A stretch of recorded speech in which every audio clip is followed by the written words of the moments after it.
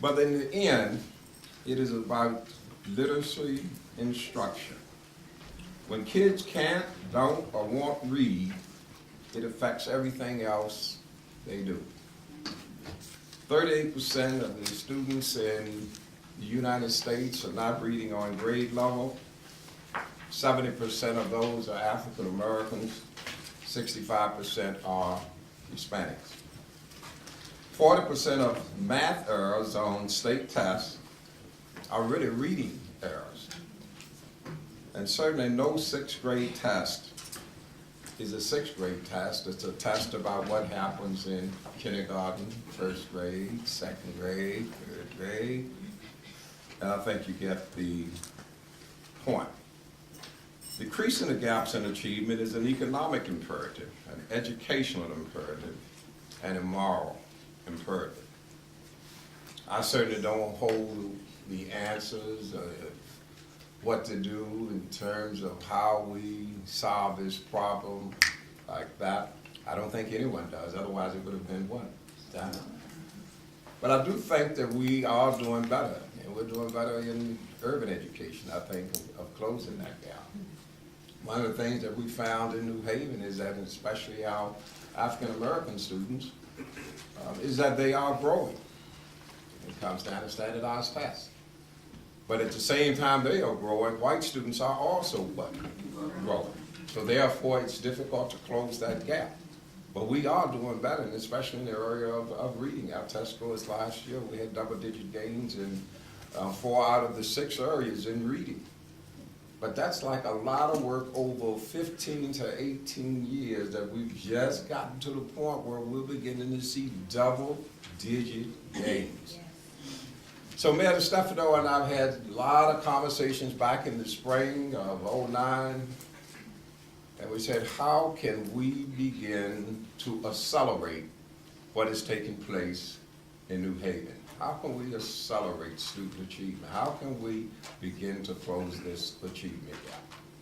Now, a lot of people look at me when I start talking about, well, gee whiz, what do you want the white kids to stop growing? No, I don't want the white kids to stop growing.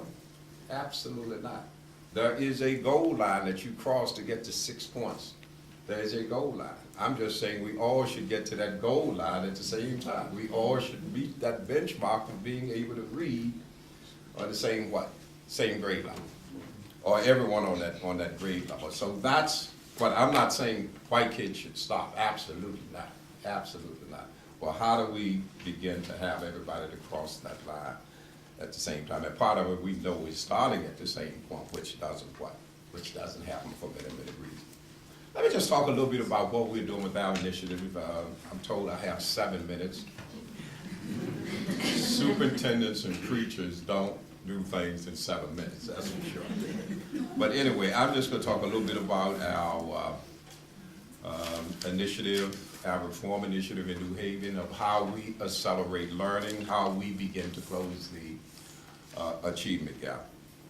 First of all, the goals are really to close the achievement gap, to cut the dropout rate in half, and of course, ensure that every kid has an option of going to college if they so desire. Okay? Have the option.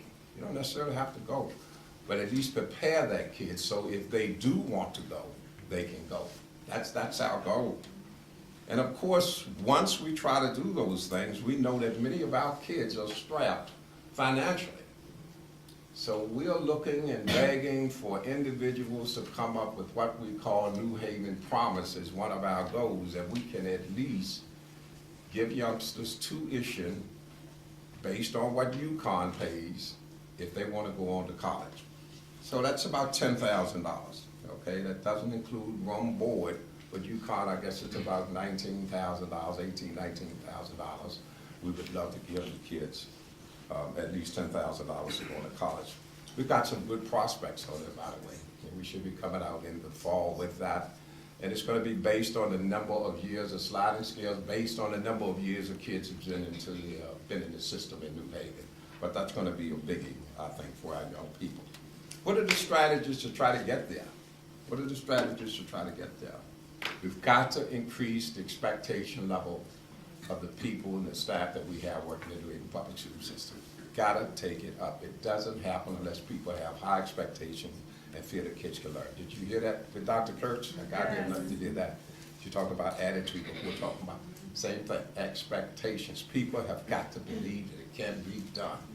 And we just did a survey of teachers, and it will be coming out. One we did, and we had a press conference yesterday. It's in the New Haven Register this morning. We had another one. And it actually came out kind of low what the teachers in New Haven feel in terms of expectations for kids learning based on some of the other factors. We've got to say, forget those factors. That's right. Forget them. Forget those things over there. All this socioeconomic stuff, one parent stuff, we've got to forget that and believe the kids can learn. Only way we're going to do it. So that's one thing, expectations, and I put / accountability. We've got to begin to hold people accountable from the top down. From the top down, and that means the Board of Ed, means the superintendent of schools, and right on up and down the line there, accountability. And with the accountability part comes evaluation, and that's what that survey said yesterday that we had the press conference on. Some things about evaluation. And one of the things that the teachers in New Haven did when they voted on the contract issue, they did a side agreement that they believe that we should include in their evaluation student learning. And that's a biggie. That is a biggie because the teacher contract presently says you cannot include standardized test scores as a part of a teacher's evaluation. And people are saying, no, it should be. Not the only variable, but certainly one of the variables. And there should be some other learning measures other than what standardized test scores. I run this school district as a district. I don't run it by school. And that's another strategy that we're going to be doing. We're going to be looking at each individual school. One size, we're saying, does not fit all. The way I've run the school district in the past, I say one size fits it all. If school X gets 3 paraprofessionals, school Y gets what? 3 paraprofessionals. Shouldn't be that way. We should look at each school, determine what each school's needs are, and support that school based on those what? Needs. And that's what I'm saying when I'm saying portfolio approach. We're going to be looking at schools. But we're also going to be looking at whether those schools are achieving and whether those schools are successful or not. And we're going to come up with some metrics to determine what the success of those schools are. And we're going to categorize schools. Schools that are doing very well, Tier 1 schools. Schools that are satisfactory, Tier 2 schools. Schools that are not doing well, Tier 3 schools. And we're going to have 2 groups of Tier 3 schools. Some that are doing that work and some that we're going to turn around. Okay, we're going to support those doing that work. But when I say turn around some schools, we're going to take the administration out of some schools. Okay, we're going to take the administration out. The administrator that is going to be appointed is going to have some say in teacher selection, more than they do now. And I'm not saying that principals don't have it, but they don't have 100% of it. And those schools that we begin to turn around, we will be that way. Some we will contract out, a couple we will turn into child schools. Those are the Tier 3 schools. Not all, can't do it all at what? One time. We've got to look at talent. She talked about talent over there this morning. That is the key to the school district, getting the best talent in it. We've got to have the best talent in our school district. We're looking for principals right now. We're looking for assistant principals right now. But if we don't do something with the talent, if we don't train and give PD and all that to these individuals, we won't be able to have successful students. So it's critical. The better teachers we have, better administrators we have, the better off we're going to be in trying to do that. And the last piece is the engagement piece. We've got to engage people in this community more than the New Haven public school system, and we've started that. We've started that. We have these satisfaction surveys that we're putting out. What do you think, and what can we do better? I'm going to stop right there.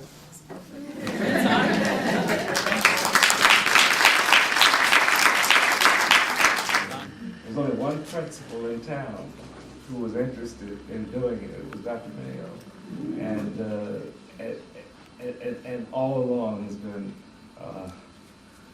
supportive of and has helped us really survive in New Haven, so I appreciate that. I want to acknowledge that. I want to start with 2 stories that pick up some of what Dr. Kurtz said. One was that when I first came to town, I spoke at the synagogue, Michigan, Israel, and on a special program, and the head of the program took me out for lunch before just to talk. And when we finished, he listened to all of my excitement. I was all of 36 years old, or 35, or something like that. And he listened to all that excitement about what the kids could do and how they could be successful and so on. And he was an old civil rights lawyer, and he said, what makes you think that people want low-income black kids to do as well as their kids? I couldn't believe that people wouldn't want all kids to be successful. That it was important for the kids, it was important for the family, it was important for the community, it was important for the country, everybody. Everybody knew that, I thought. But years later, I'm now convinced, as Dr. Kirk said, that there are a lot of people who don't care, whether they learn or not, and that it's about their own survival. It's like, if they learn, I lose in the competition. And so that has changed, and that's one of the biggest problems, is that there is resistance. And you saw it. There was a school in Norfolk, Virginia, that turned it around, where it turned around, went from the bottom to the top. And when it got to the top, they called the principal in, and they said, you know your kids can't do that well, and accused them of cheating. And they had to take it over, and the kids did better the second time than they did the first. But what happened? They took the principal out of the school and claimed they were going to have him help the other schools. They didn't do anything. They let some of the teachers go, and they went right back down to the bottom. So that there was no interest really in having the kids achieve a high level. That has to change. But how do you change? And I'm going to tell another story. When schools began to get attention that we were working with, and I was asked to speak various places, I'd always stop by home. And my mother had less than 2 years of education, formal education, and my father had about 6, and they worked as domestic, steel mill labor. And my mother wondered, what did I do? She wanted to know, what is it you do?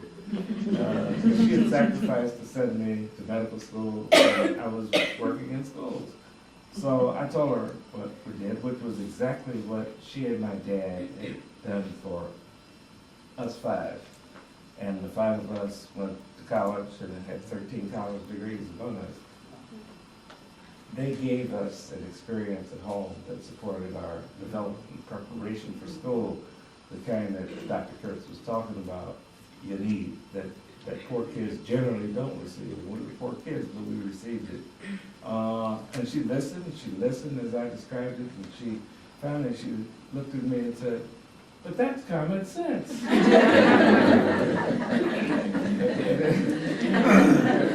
then to drive it in, she said, and they pay you for that?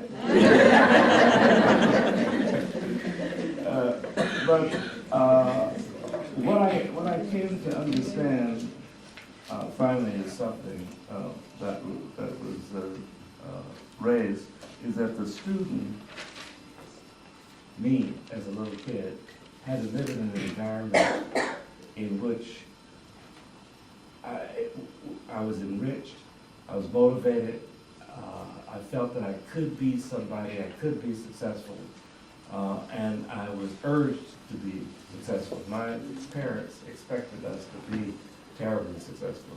My middle name is Pierpont, because Pierpont Morgan was the richest man in the world at the time. And when I was born, that's the kind of expectations my parents had for us. I didn't make it, and that, but they had that kind of high level expectation. Of course, we have to have that. Now, one of the points that was made that Dr. Kurtz didn't mention she mentioned the role of the principal, the role of the teacher, the role of the parents, but it's been brought up the role of the student. And students do have roles, but in order for students to fulfill that role, they have to live in what Dr. Kurtz talked about, a culture in the school when they don't receive it at home. They have to have a culture in the school that helps them come to feel what I felt when I went into school, and what so many of us felt when we went into school, that we are people of value, worth, and that we can achieve at a high level.